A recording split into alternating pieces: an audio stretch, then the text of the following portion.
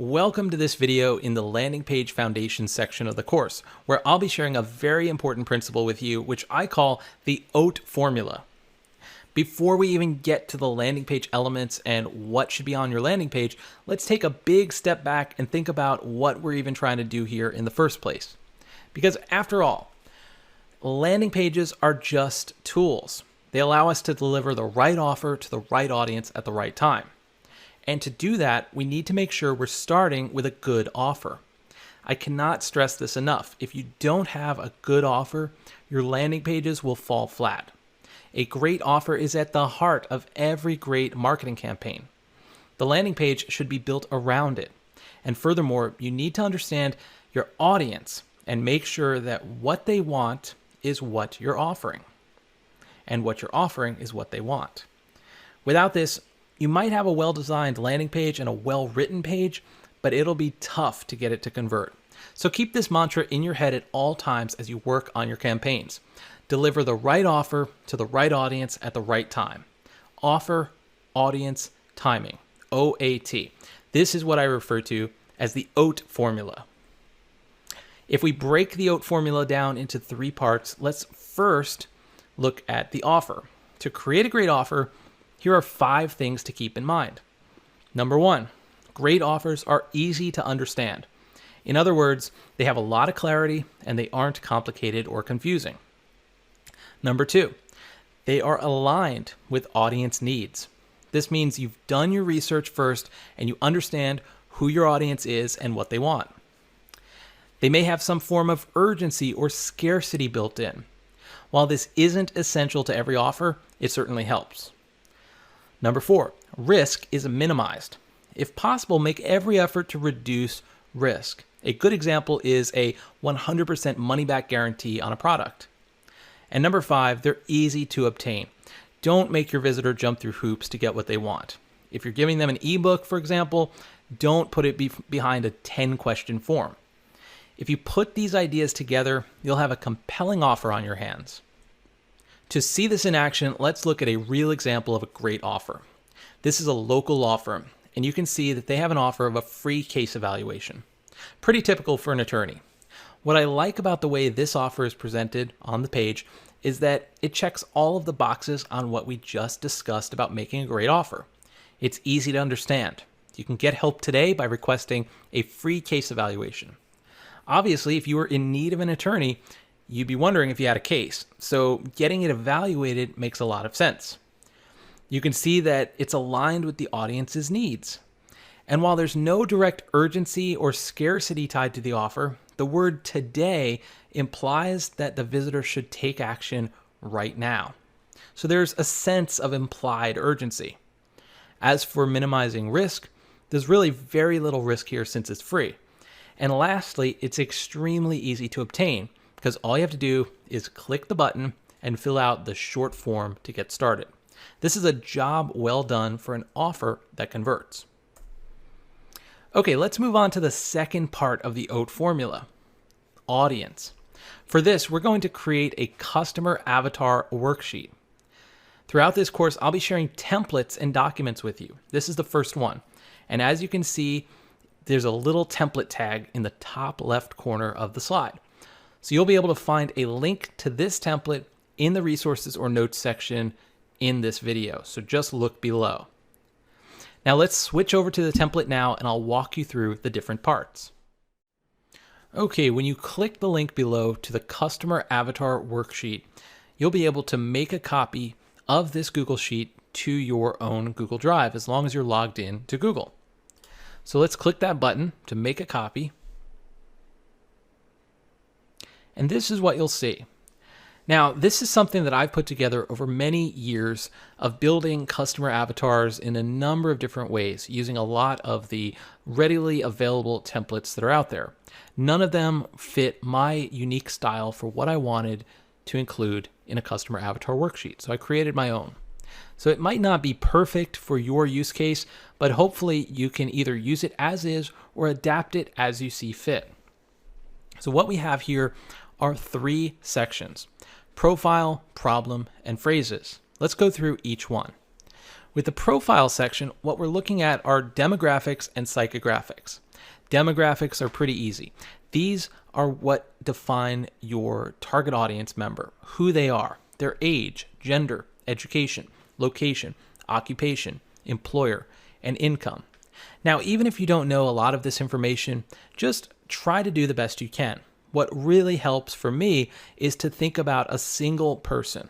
So I know it's sometimes very difficult to think of a single person in your audience, but when you do that, these types of exercises are much more effective.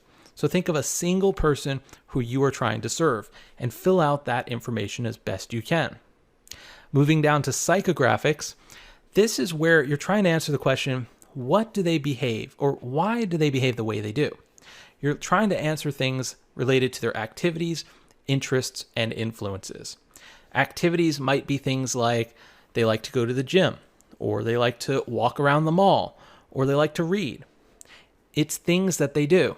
Interests are topics that they're interested in. And I know there could be some overlap between activities and interests, but that's okay. Do the best you can to try to separate these out. What I like to think of as an activity is something they actually do physically.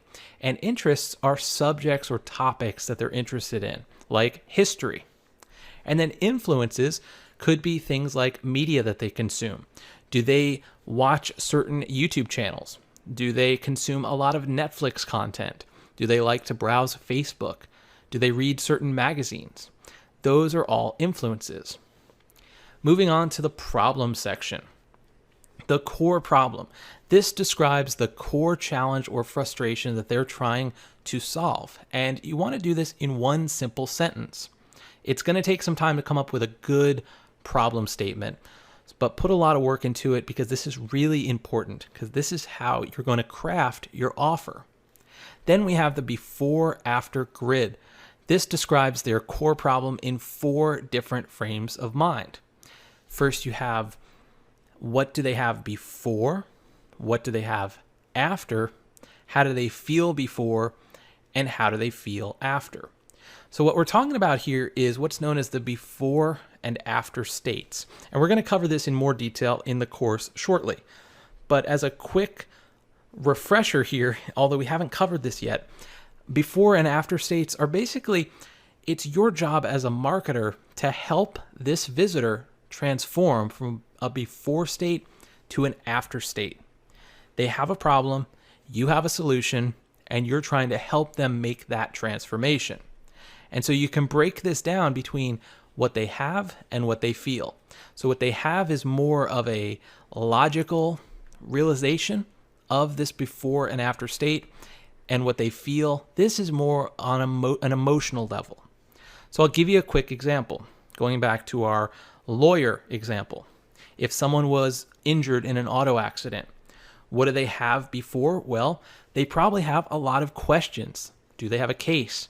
How serious is their case? Are they entitled to compensation? Do they have the right attorney? Should they get an attorney? Those are some of the questions they might have. What else do they have? Well, they probably have injuries. And then what do they want in that after state? Or what should they have in that after state? Well, ideally, they would have a settlement, right? That's most likely why they're trying to contact an attorney. Or maybe they're just looking for some restitution or some satisfaction that their case has been heard. That's what they would have in their ideal after state. And how do they feel in that before state? Well, they probably feel injured. They probably feel confused. And how will they feel in that ideal after state? They'll probably feel like justice has been served. They probably feel like they've gotten what they were entitled to or what they felt like they deserved. So this is just one quick example of how you can set up a before and after grid. And don't worry, we're going to cover this in more detail because I have a whole separate checklist just for the before after grid. Now this image, this is optional, but what I like to do when building these types of avatars is go to Google and try to find an image of somebody who looks like they could belong to this target audience. And this really helps me personalize the avatar. So it's up to you, but I do find it helpful to connect this avatar to a single person, even though it's a fictitious person. And then down here, I like to give my avatars a name. This is also optional, but you'll see a lot of examples online where you'll see things like Marketer Mary or Bob the Builder, giving you a silly example there. But having a name associated with your customer avatar can also help you personalize it. Then moving on to the phrases section. This is also really important because this will help you create better copy on your landing page.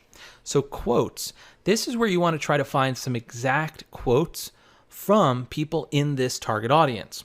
What do they say during the customer journey?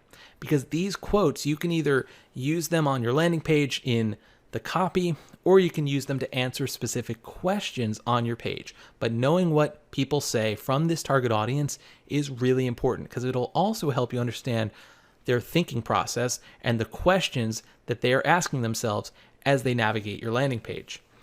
And then objections, this is also really important because it will help you answer other questions on your landing page. So what may hold someone back from taking action? Going back to our law firm example, maybe they don't trust this attorney. Maybe they don't trust attorneys in general. Maybe they feel like they might have to pay something up front just to get a consultation, and that frightens them. All of these objections are really important. So there you have it. What I'd recommend doing is take some time to put together a customer avatar of your own. If you want, you can even share yours in our private Facebook group. And I'd be happy to give feedback if I can, and I'm sure you'd get some feedback from other members of the group as well. But this is going to make a big difference if you do this before you begin building your landing page. Okay, we're back to look at the third part of the OAT formula, timing. What we're talking about here is the customer journey. The best way to explain how this factors into your landing page optimization is to use the stages of awareness created by a copywriter named Eugene Schwartz in the 1960s. His framework is just as relevant today as it was back then. Here's a quote from Schwartz. Quote, "In its natural development, every market's awareness passes through several stages. The more aware your market, the easier the selling job is, and the less you need to say." Now let's walk through these stages. The first one is unaware. The person has no knowledge of anything except perhaps their own identity or opinion. Next is problem aware. Your prospect senses that he or she has a problem, but doesn't know that there's a solution. Then there's solution aware, where they know the result they want, but not that your product or service provides it. Next up is product aware. This is where they know what you're offering, but they're still not sure if it's the best choice for them. And lastly, we have most aware. This is where they know they have a problem, that there is a solution, that you have a product or service for them to solve the problem, and there's basically just now needing to know the details of that offer or the deal. Can you see how knowing which stage your landing page visitors are in can help you tailor your messaging to them? This is incredibly powerful when used correctly. If you get the timing wrong and show a product-aware message to a visitor who is merely problem-aware, you're going to have trouble. So take the time to learn this. I recommend checking out Eugene Schwartz's book, Breakthrough Advertising, to learn more about his methods. I'll include a link in the description below. Okay, now that we've covered the OAT formula, we're going to move on to one of the most important parts of this entire course in the next video. The 7 questions every landing page should answer. I'll see you in the next video.